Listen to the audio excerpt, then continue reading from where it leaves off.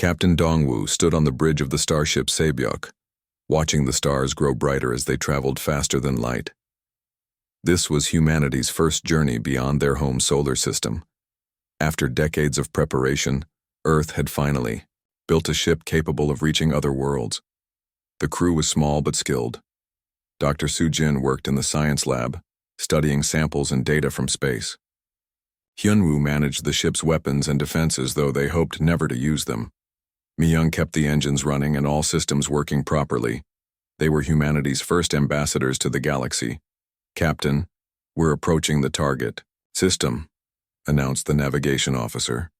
Through the main screen, they could see a bright yellow star with several planets orbiting around it. Their destination was the third planet, where Earth's long-range sensors had detected signs of intelligent life. Su-jin looked up from her instruments. "I'm reading artificial structures on the planet's surface. Definitely not natural formations.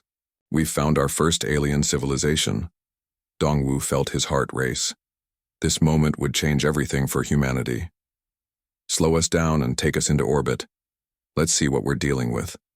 As the Saebyok entered orbit around the alien world, they could see cities made of what looked like crystal and metal. The buildings reflected sunlight in beautiful patterns. Ships moved between the structures, clearly showing that this civilization was advanced. "They're beautiful," Mi-young whispered, staring at the screen. The alien ships were elegant, flowing, designs that seemed to grow rather than be built. Hyunwoo checked his sensors. "I'm detecting energy signatures from their ships. They know we're here." Suddenly, every alien ship stopped moving. For a few seconds, nothing happened.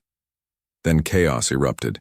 The crystal ships began moving frantically, fleeing from the cities and racing toward the edges of the solar system. Emergency broadcasts filled every communication frequency. "What's happening?" Dongwu asked. "Why are they running?" Su-jin worked quickly at her station. "I'm trying to translate their communications. The computer is picking up patterns in their signals." Her face went pale as the translation appeared on her screen. "Captain, they're screaming warnings about the return of the first ones and the sleeping death awakens." The crew exchanged worried looks. They had expected many possible reactions from first contact with aliens, but not absolute terror. "Try to send them a peaceful message," Dongwu ordered. "Let them know we come in peace." Hyunwoo sent out a simple mathematical sequence followed by peaceful symbols. The response was immediate and terrifying. The alien broadcast became even more frantic, and the remaining ships fled the system entirely. Within hours, the planet below was empty. The crystal cities stood abandoned, their lights slowly dimming. Whatever these aliens were, they preferred to abandon their homeworld rather than face humanity. "I don't understand," Mi-young said quietly. "We haven't done anything threatening. Why are they so afraid?" Su-jin had been running tests on the abandoned alien technology they found floating in space. "Captain, you need to see this. I've been analyzing my own DNA alongside samples of the alien technology. There are patterns here that shouldn't exist." She showed them her results on the main screen. "Human DNA contains sequences that our science says are impossible. They're too complex, too perfect. It's as if someone designed us rather than evolution creating us naturally." Dongwu studied the data. "What are you saying?" "I'm saying that humans might not be as natural as we thought. These genetic markers suggest advanced engineering far beyond anything we can do today." Hyunwoo had been exploring the abandoned space station they had found orbiting the planet. "Captain, you should come see what I found. The control systems on this station respond to human touch, but they shouldn't. This technology is completely alien, yet when I put my hands on the controls, they work perfectly." The team gathered on the station. It was clearly very old, much older than human civilization. Yet when Dongwu touched the main console, lights flickered on and displays activated. The interface seemed designed for human hands. "This is impossible," Mi-young said, running her hands over the smooth alien metal. "How can our biology be compatible with technology that predates our species?" Su-jin was scanning the station's walls with her instruments. "I'm finding inscriptions here. The computer can't translate them, but..." She paused, looking confused. "I can read them. Somehow I can understand what they say." She walked over to a large panel covered in flowing script. It says this station was built by the First Dominion as a waypoint for their fleets. It mentions the sleeping inheritors who were placed on the Sanctuary World until the time of return. Sanctuary World? Dongwu asked. Mi Young checked the star charts displayed on the station's systems. According to this, the Sanctuary World is... Her voice trailed off as she stared at the coordinates. It's Earth. The coordinates match Earth exactly. The crew stood in stunned silence. The implications were overwhelming. According to this ancient alien station, Earth wasn't humanity's birthworld. It was a place where they had been hidden. Look at this, Hyunwoo called from another console. He had found what appeared to be a historical record. Images flowed across the screen showing vast fleets of ships, planets covered in cities, and beings that looked remarkably human, ruling over multiple star systems. The First Dominion, Su-jin read from the inscriptions below the images. They ruled the galaxy long ago, with technology that could reshape matter and energy at will. They were feared and respected by all other species. And according to this, Mi-young added, studying more of the records, they didn't fall or get defeated. They chose to leave. The records say they went to the Sanctuary World to sleep until the galaxy needed them again. Dongwu felt the weight of this discovery settling on his shoulders. Are you saying that humans are the descendants of this First Dominion? That we're the children of an ancient galactic empire? It would explain why the aliens fled when they saw us, Hyunwoo said grimly. If the stories about the First Dominion are true, if they really were as powerful as these records suggest, then our return would be terrifying news for the galaxy. Su-jin looked at her genetic analysis again. The DNA evidence supports it. We're not just human. We're something more. Something that was deliberately hidden and forgotten. As if responding to their discovery, more systems on the station began activating. Deep in the station's core, something that had been dormant for thousands of years started to wake up. Across the galaxy, similar stations began powering up, sending signals into space. Humanity's secret was out. The first ones had returned, and the galaxy would soon know it. The news spread across the galaxy faster than anyone thought possible. Within days of the Saebyok's discovery, every major civilization knew that the humans had returned. The reaction was immediate and terrifying. On the Galactic Confederation's capital world, Ambassador Jin-ho received an urgent message from Earth's government. He was to make contact with the alien civilizations and establish peaceful relations. Jin-ho had spent years preparing for this moment, studying alien cultures and learning diplomatic protocols. He never expected to walk into a galaxy in complete panic. The Confederation's Great Council Chamber, which usually buzzed with the voices of hundreds of different species, fell silent when Jin-ho entered. Representatives from across the galaxy stared at him with expressions ranging from fear to barely controlled hostility. The Zephyrian ambassador, an ancient being whose species was among the oldest in the galaxy, spoke first. "We know what you are," she said, her voice shaking. "The old stories speak of your kind, the primordials who ruled before the current age began." Jin-ho tried to remain calm. "Honored representatives, humanity comes in peace. We seek only friendship and cooperation with all species." A Nathaki delegate stood up, his scaled form trembling with anger. "Peace? Your ancestors reshaped entire star systems as weapons. They could unmake matter itself and bend space and time to their will. Do you expect us to believe you have forgotten such power?" Fleet Admiral Yan Su of the Confederate Navy was already mobilizing forces from her command center on the military world of Nexus Prime. The reports she received from across the galaxy painted a clear picture.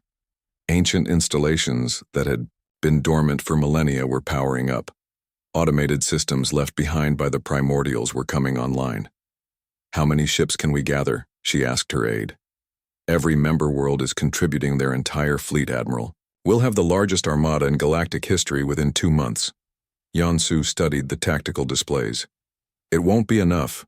If even half the legends about the primordials are true, conventional weapons will be useless against them. On Earth, The discoveries were coming faster than anyone could process them. Archaeologist Tay Rim had been called to excavation sites around the world, where ground-penetrating radar had found massive structures buried beneath the surface. When human teams arrived at these sites, the ancient technology responded to their presence. "It's incredible," Tay Rim told the Emergency Science Council via video link from a site in the mountains of Korea. "The moment our team approached, the entire complex activated. Lights, atmospheric systems, even gravitational controls that shouldn't be possible with our current understanding of physics."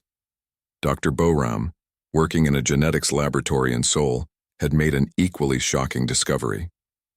"We've been looking at human DNA all wrong," she announced to the same council. "What we call junk DNA isn't junk at all. It's compressed information, instructions for biological systems that we don't understand yet." She displayed her findings on the screen. "When I exposed human DNA samples to energy frequencies matching those from the ancient sites, the so-called junk DNA began expressing new proteins. We're not just human. We're human with built-in upgrades that have been dormant until now." The AI Galactic response was swift and violent. The Korath Alliance, a militant confederation of younger species, declared humanity a threat to galactic peace. Their leader, War Chief Graketh, addressed the galaxy from his warship. "The primordials once enslaved entire sectors," he broadcast. "They treated other species like animals, reshaping worlds for their convenience without regard for the billions who died. We cannot allow their return." Support for military action grew rapidly. Species that had never agreed on anything found common ground in their fear of humanity. The Veltar, still traumatized from their encounter with the Sabiok, provided evidence of ancient primordial weapons hidden throughout the galaxy. They built their tools into the very fabric of space, a Veltar scientist explained to the Confederate Military Council. Matter converters that could turn a moon into pure energy, gravity wells that could collapse entire solar systems, space-time, folders that could move fleets across the galaxy instantly. Jinho found himself completely isolated in the diplomatic quarters of the Confederation capital. No one would meet with him officially. The few private conversations he managed to arrange were brief and terrifying. "You don't understand," a Ryalian diplomat whispered during a secret meeting. "My species has records going back 50,000 years. We remember the primordial wars. When your ancestors were threatened, they didn't just fight back. They changed the rules of reality itself."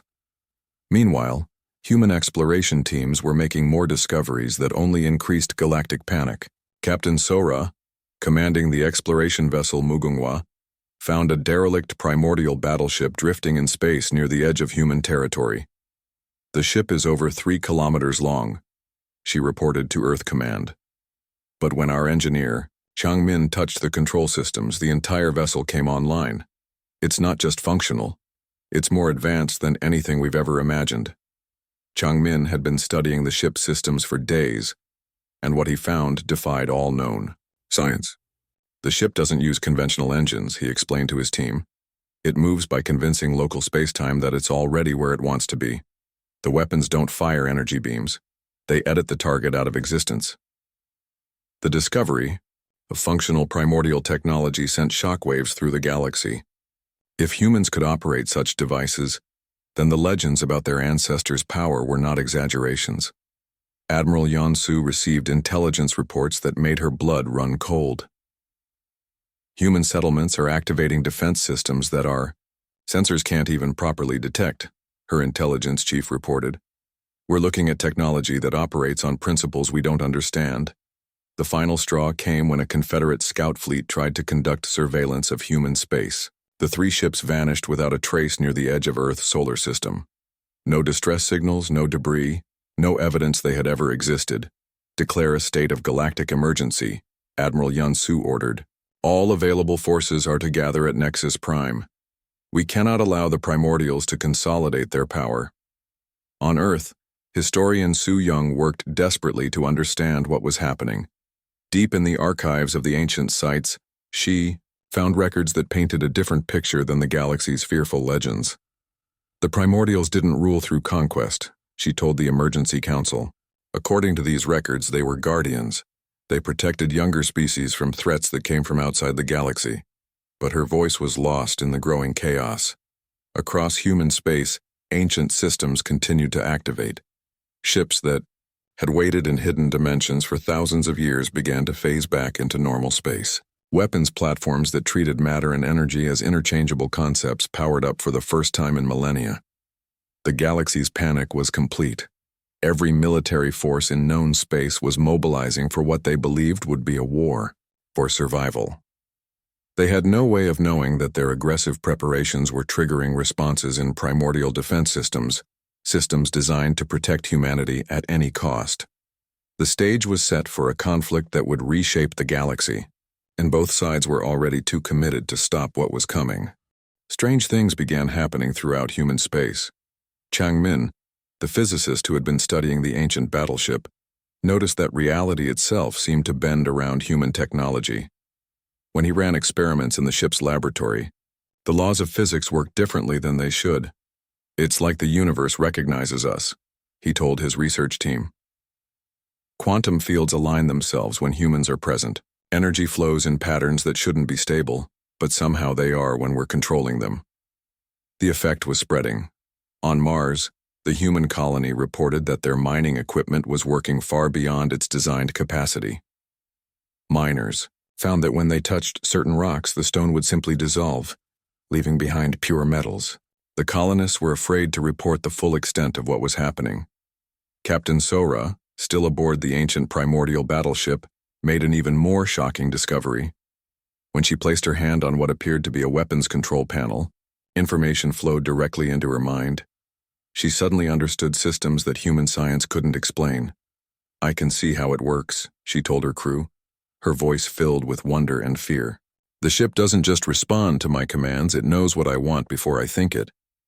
The targeting systems can lock onto enemies that haven't been born yet." Across the galaxy, automated primordial installations that had been hidden for thousands of years began revealing themselves. On remote worlds where no intelligent life had ever developed, massive structures rose from beneath the ground. Ancient satellites that had been disguised as asteroids powered up and began transmitting signals. The Galactic Alliance watched in growing terror as their long-range sensors detected more and more primordial technology coming online. Every day brought new reports of impossible devices activating in response to human presence. Admiral Yan Su studied intelligence reports from across the galaxy. "How many installations have we detected so far?" she asked her staff. "Over 3,000. "Confirmed, Admiral, and the number keeps growing. They seem to be connected in some kind of network. When one activates, others in the same sector follow." The first major confrontation came sooner than anyone expected. A Confederate patrol fleet discovered a human colony ship approaching the New Busan system, a world that humans had claimed for settlement. The patrol commander, believing he was preventing human expansion, ordered an attack. Defense Coordinator Wu Jin was managing the colony's simple defensive systems when alarms began screaming across his control room. "Incoming ship's military configuration," his sensor operator reported. "They're charging weapons." Wu Jin had trained for this possibility, but he never expected it to happen so soon. "Activate the defense grid," he ordered, hoping their basic shields would hold long enough for the colonists to evacuate. What happened next defied explanation. When Wu Jin activated what he thought were standard defensive systems, the ancient primordial defenses buried beneath New Busan responded instead. Weapons that had slept for millennia awakened with devastating efficiency. The attacking fleet didn't just get destroyed, it ceased to exist. The ships weren't blown apart or vaporized. They were simply removed from reality, their matter converted to pure energy and redistributed across local space. Where 12 Confederate warships had been, now there was only empty space and a slight increase in background radiation. "What did you do?" the sensor operator whispered, staring at his instruments in disbelief. Wu Jin looked at his control panel, which now displayed readouts in symbols he somehow understood perfectly. "I defended our people," he said quietly. "The system defended our people." The destruction of the Confederate patrol fleet sent shockwaves across the galaxy. The method of their destruction was impossible to explain using known science. Military analysts could only conclude that the humans possessed weapons that operated beyond conventional understanding of reality. Meanwhile, historian Su Young was making discoveries that cast the ancient conflict in a new light. Deep in the HFY archives of a primordial facility hidden beneath the Pacific Ocean, she found records of the original decision to leave. The primordials weren't driven away, she announced to Earth's Emergency Leadership Council via encrypted communication. They chose to withdraw. The records are clear, they were becoming too powerful, too advanced. Their presence was preventing younger species from developing naturally. She showed them translated documents on her screen. They were afraid of themselves. The records speak of the burden of infinite capability and the weight of absolute responsibility. They realized that as long as they remained active in the galaxy, other species would always be dependent on them. The revelation explained the mysterious Great Forgetting mentioned in other primordial records. They didn't just hide their technology, Su Young continued. They deliberately modified their own genetics to suppress their advanced capabilities. Earth was designed as a sanctuary where their descendants could develop as a normal species. But the galaxy's attack was triggering the reversal of that ancient sacrifice. Human genetics, dormant for thousands of years, were beginning to reactivate under stress. Dr. Boram documented the changes in her laboratory as they happened in real time. The human soldiers involved in the new Busan incident are showing significant genetic changes, she reported. Their DNA is rewriting itself, activating sequences that have been dormant since before recorded history. The changes weren't just genetic. Humans throughout the colonies began reporting strange experiences. Some could sense approaching ships before sensors detected them. Others found that electronic systems responded to their thoughts. A few reported that they could perceive multiple dimensions simultaneously. Captain Dongwu, still exploring primordial sites with the Saebyok, encountered evidence of just how extensive the ancient empire had been. Every system we visit has primordial installations, he reported to Earth. They didn't just rule the galaxy, they built themselves into its very structure. Hyunwoo had been analyzing the tactical implications of their discoveries. Captain, I think I understand why the galaxy is so terrified. The primordials didn't build weapons and ships. They built themselves into the fundamental laws of physics in this region of space. They made themselves part of reality itself. The evidence supported his theory. Primordial technology didn't follow normal engineering principles. Instead of building machines to manipulate matter and energy, they had convinced the universe to behave differently in their presence. They had essentially programmed reality to favor them. Mi Young, studying the engineering records, found documentation of projects that seemed impossible. They built stars, Captain. Not harvested them or moved them, actually built them from nothing. They created artificial dimensions to store their fleets. They developed weapons that could edit the past to prevent enemies from ever existing. As the Galactic Alliance continued to mobilize against humanity, more primordial systems came online. Ancient defense networks that spanned multiple star systems activated, creating barriers of twisted spacetime that conventional ships couldn't cross. Sensor arrays that could observe events across the entire galaxy began tracking every military movement. The galaxy's military leaders realized they were not preparing to fight a normal enemy. They were preparing to fight beings who had made themselves into gods of local reality. And those beings were waking up, remembering what they had chosen to forget. Dr. Su Jin, analyzing biological samples from humans who had interacted with primordial technology, made a disturbing discovery. They're evolving, she told her research team. Not slowly, over generations, but rapidly. The genetic changes are happening in real time.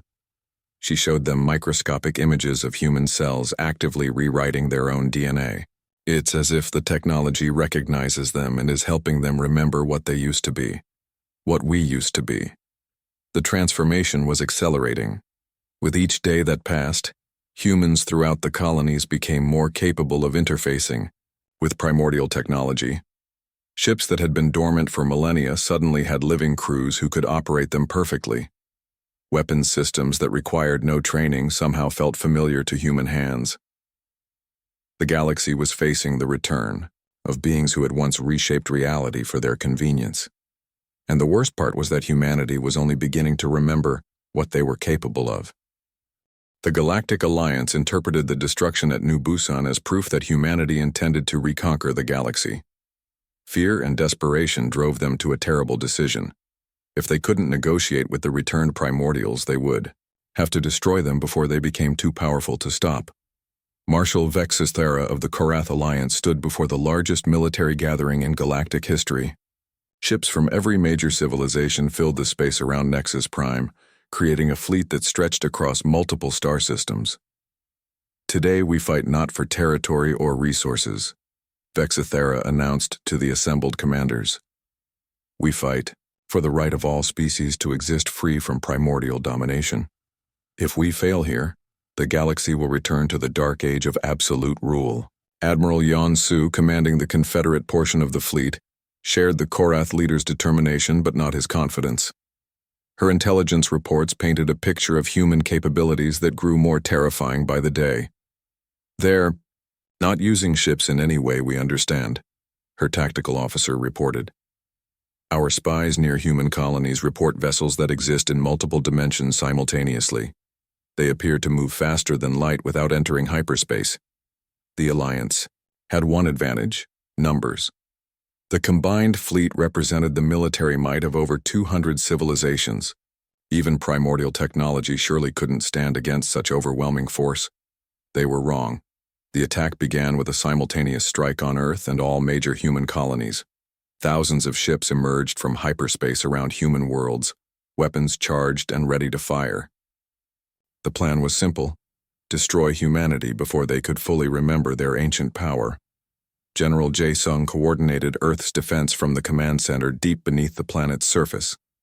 He watched his displays as enemy fleets appeared around every human world. The attack was perfectly timed and overwhelming in scope. All defense stations report ready, his aide announced. Should we activate the planetary shields? Jae-sung looked at the control panel before him. Like so many human military officers, he had found that the ancient primordial systems responded to his touch as if they had been waiting for him. But he had no idea what those systems were truly capable of. Activate all defenses, he ordered. Protect our people at any cost. What happened next changed the nature of warfare forever. The primordial defense systems didn't just activate, they awakened. Installations that had been dormant for millennia suddenly blazed with power that conventional sensors couldn't measure. Around Earth, space itself began to change. The attacking fleets found their weapons unable to fire, not because they were jammed, but because the universe in that region had temporarily been convinced that such weapons couldn't exist. Ships that tried to approach the planet found themselves moving backward, despite their engines pushing them forward. But the real shock came from humanity itself. The stress of the galactic attack triggered something in human genetics that even the primordials hadn't fully understood. The careful locks they had placed on their descendants' abilities began failing under extreme pressure. Corporal Kyung-ho was defending a research station on Europa when the change first manifested. Enemy soldiers had breached the station's hull, and he was trapped in a corridor with no way out. As laser fire filled the air around him, something fundamental shifted in his perception of reality. Suddenly, he could see the path of every energy beam before it was fired. Time seemed to slow around him as he moved with impossible speed and precision. When an enemy soldier fired directly at his chest, Kyung-ho reached out and simply caught the energy beam in his hand, redirecting it back at its source. "What did you just do?" his teammate Yoonji whispered, staring at him in shock.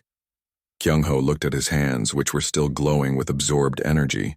"I don't know," he said honestly. It felt natural, like remembering something I used to know. Similar awakenings were happening across human space. Soldiers found themselves able to exist partially outside normal space-time, making them nearly impossible to target.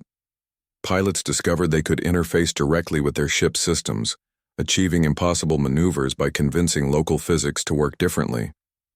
The war escalated beyond anything the galaxy had ever seen. Conventional conflict became meaningless when one side could edit the rules of reality.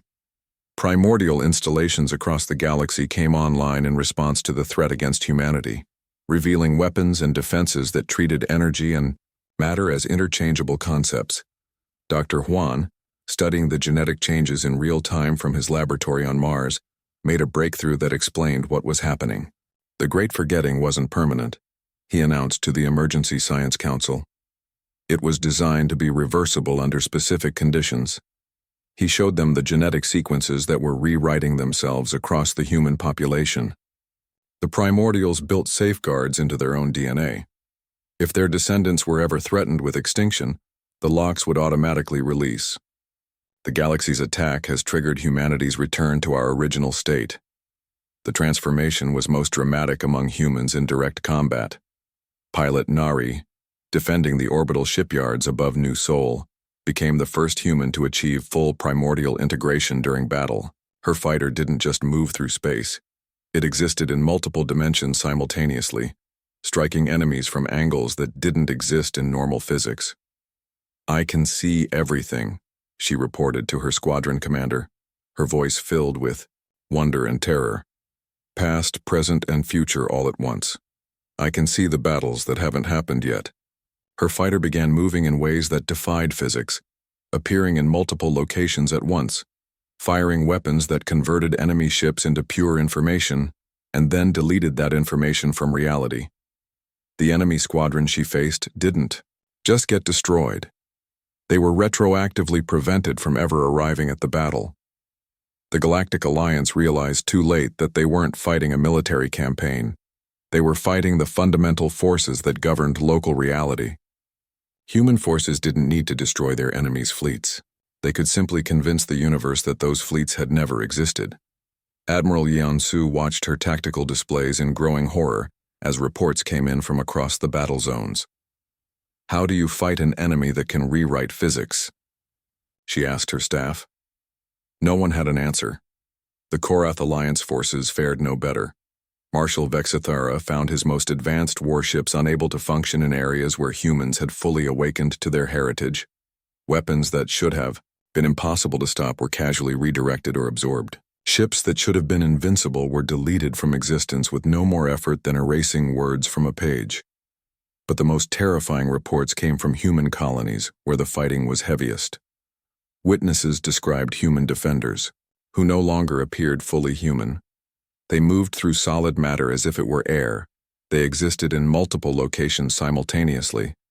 They spoke with voices that seemed to come from everywhere and nowhere at once. Commander Insu, leading the defense of the mining world Sejong, found himself transformed in ways he couldn't understand. When enemy forces surrounded his position, he didn't retreat or call for reinforcements. Instead, he simply stepped sideways through a dimension that hadn't existed moments before, and appeared behind the enemy lines. "This isn't human anymore," one of his soldiers whispered, watching their commander move through space like he was swimming through reality itself. Insu could hear the fear in his subordinate's voice, but he also understood why it was necessary. "We're remembering what we always were," he said gently. "What our ancestors chose to forget so that the galaxy could grow without us." The war had become something beyond conventional understanding. Primordial humans weren't just fighting with advanced technology. They were becoming living weapons that could reshape reality through will alone. The galaxy's attack had awakened something that was never meant to sleep forever. As the conflict spread across hundreds of star systems, both sides began to realize that this war would determine not just who controlled the galaxy, but what the fundamental nature of reality would be in the regions where it was fought. The primordials were returning, and they were bringing their mastery over the laws of physics with them. The war had transformed into something beyond galactic comprehension. Human forces no longer traveled through space. They reshaped it to their needs. They didn't destroy enemy fleets. They convinced the universe that those fleets had never existed. The galaxy was learning what it meant to fight beings who had transcended conventional limitations. Commander Insu led what the military called the final offensive, though the term barely applied to what humanity was doing. His forces didn't move from system to system like normal armies. Instead, they existed simultaneously across multiple battlefronts, appearing wherever they were needed most. Status report, Insu requested, though he already knew the answer through senses that humans had never possessed before. The Korath fleet at Sigma Centauri has been removed from the timeline, his aide reported, still struggling with concepts that defied normal military language. The Confederate forces near Alpha Colony have been convinced they were never at war with us. They've returned to their home systems. Insu nodded. The transformation of humanity was accelerating beyond even primordial records. They weren't just remembering their ancient capabilities. They were evolving beyond what their ancestors had been. On Earth, the government struggled to understand what their own species was becoming. Dr. Boram's latest reports painted a picture of humans who were rapidly transcending biological limitations entirely. They're not just using primordial technology anymore, she told the Emergency Council. They are becoming the technology. The distinction between human consciousness and primordial systems is disappearing. The galaxy's military leaders began to understand that they had made a catastrophic mistake.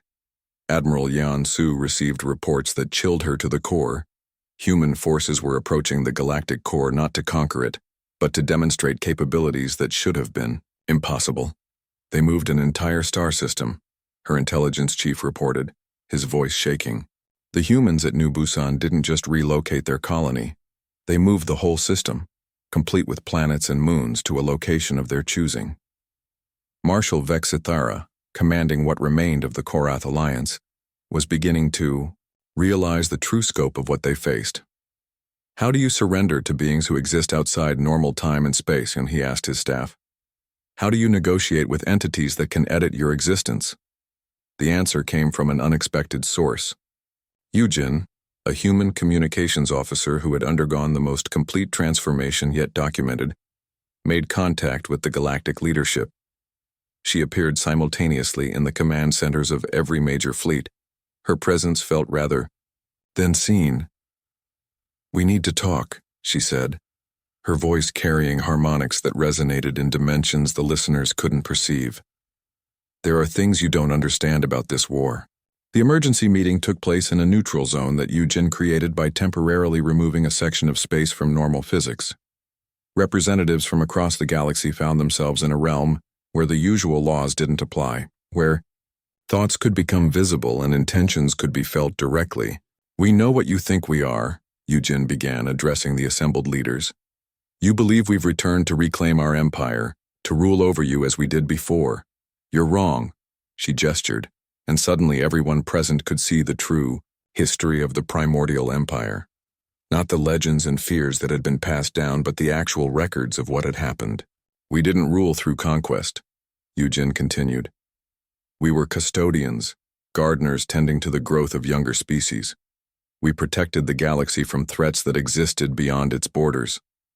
The images she shared showed vast conflicts fought in the empty spaces between galaxies, entities that consumed entire star clusters, beings of pure entropy that sought to reduce all matter to basic particles. The primordials hadn't been conquerors. They had been defenders. Admiral Yonsu felt her understanding of galactic history crumbling. But the stories, the legends of primordial oppression, were based on fear and misunderstanding, Yujin replied gently. Yes, we had absolute power. Yes, we could reshape reality at will. But we used that power to protect, not to dominate. When we realized that our presence was preventing other species from reaching their full potential, we chose to withdraw. Marshal Vexthara struggled to accept this revelation. Then why return now? Why reveal yourselves? Yujin's expression became grave. Because the threat we once protected you from is returning. Our sensors detect movement in the void between galaxies. The Devourers are approaching. She showed them images that made everyone present feel a primal terror, vast entities that existed partially outside normal spacetime, consuming entire galactic clusters by converting organized matter back into primordial chaos. The primordials had fought them before, in conflicts that lasted millions of years. The galaxy needs its guardians, Yujin explained. We never wanted to rule again, but we cannot allow all sentient life to be consumed. Historian Sue Young, attending the meeting via quantum communication, provided crucial context. The ancient records support this, she announced. The primordial withdrawal wasn't an abandonment, it was a sacrifice. They gave up their power so that other species could develop, but they always intended to return if the galaxy faced existential threats. The revelation reframed everything. The current war wasn't about conquest, it was about humanity being forced to remember their role as galactic protectors at the worst possible time. Sheng Wu, who had undergone perhaps the most complete transformation of any human, materialized in the conference space.